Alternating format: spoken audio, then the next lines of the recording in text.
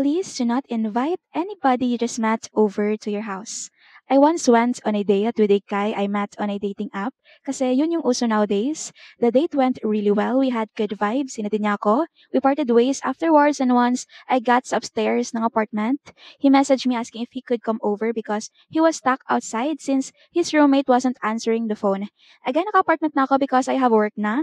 I wasn't really thinking much of it because the date had gone well. So I let him come over, we chill for a bit, and then I told him that I'm going to bed and that he could stay on the couch until he gets a response from his roommate. I went into my room and locked the door. I fell asleep pero around 11:39. I heard a knock on my door. Di ko alam ano yung dahilan. Pero nag-knock siya makailang ulit sa kwarto ko. Then I texted my landlady to call for a help. I know kasi may susi siya ng room ko at may GC kami. Sa whole apartment, good thing, gising pang majority sa kanila. Kaya sila nagsipuntahan sa room ko. Pagkapasok nila, saka na rin ako lumabas sa kwarto. Depensa niya sa lahat. His phone died and he needed a charger so he could see if his roommate texted back.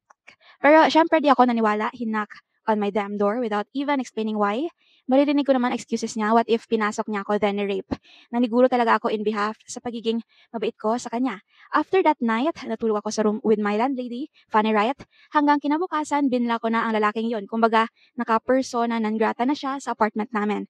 And in terms of dating, people change. Hindi na ako nagpapahatid si kung sino. Hindi ko na nire-recommenda si kung sino yung dating na nasa social media lang tas never pa nagkita in person. Of course, this is my pretty trauma. I'm trying to share it with everyone. This is Jai, your Kanya friend from Caloocan. Yung guy na yon, di ko man i-report sa police, pero I'm sure madaming mga tulad niya sa mundo, kaya huwag magpaloko at magpapapasok, lalo na sa mga modus nila.